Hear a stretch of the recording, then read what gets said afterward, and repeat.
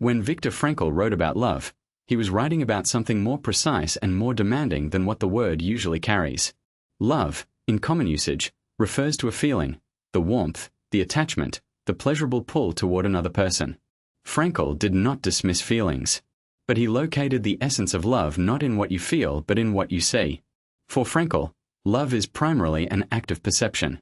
It is the capacity to apprehend another human being in their full depth, not merely the surface they present, not only who they are in their habitual, limited, everyday self, but who they could be. The lover sees the beloved's essential possibilities, the potential that has not yet been fully actualized, the ideal form of the person that exists as a latent reality within their actual, imperfect existence. This is not romantic fantasy or idealization in the distorting sense. It is a form of seeing that reaches below the surface to something genuinely there. Frankl was precise about the difference between genuine love and what he called mere sexuality or mere emotionality. These are not worthless. They are real human experiences with their own value. But they do not penetrate to the essential person. Physical desire responds to the body. Emotional attachment responds to personality. Love, in Frankl's sense, responds to the person as such, the irreplaceable, irreducible individual who underlies both body and personality. This kind of love is what Martin Buber described as the I-thou encounter, a meeting between two beings who fully acknowledge each other's subjectivity, who see each other not as objects to be used but as persons to be met. One of Frankl's most striking claims is that this love is not passive. It does something. When a person is genuinely seen, when someone else perceives their highest potential with real clarity and genuine faith, that perception becomes part of the reality that the beloved navigates. The person who knows they are loved in this way, who feels genuinely seen at their best self, is more likely to grow toward that best self.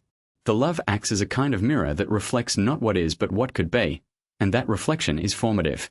Frankl describes this as one of the ways in which meaning comes through relationship.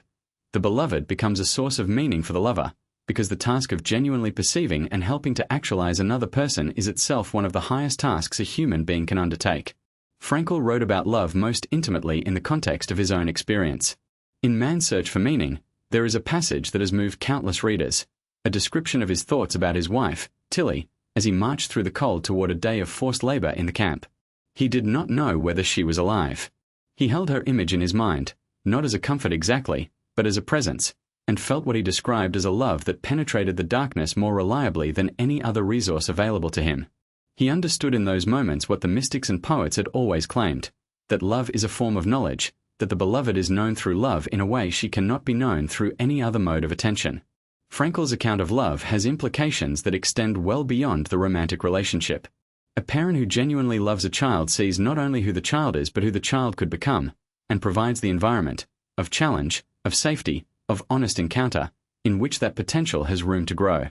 A teacher who genuinely loves the subject and the student sees the student's latent capacity for understanding and creates the conditions for its emergence.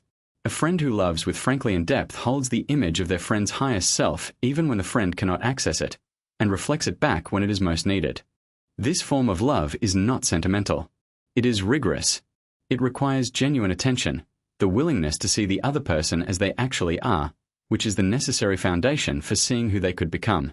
You cannot project an ideal onto someone you have not honestly looked at, and it requires what Frankl called the courage to love, the acceptance of vulnerability, of potential loss, of the risks that come with genuinely staking something on another human being.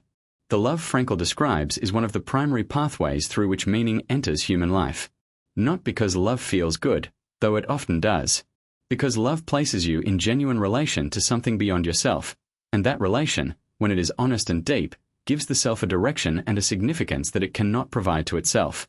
Subscribe to The Psychology of Viktor Frankl to explore more of his timeless ideas.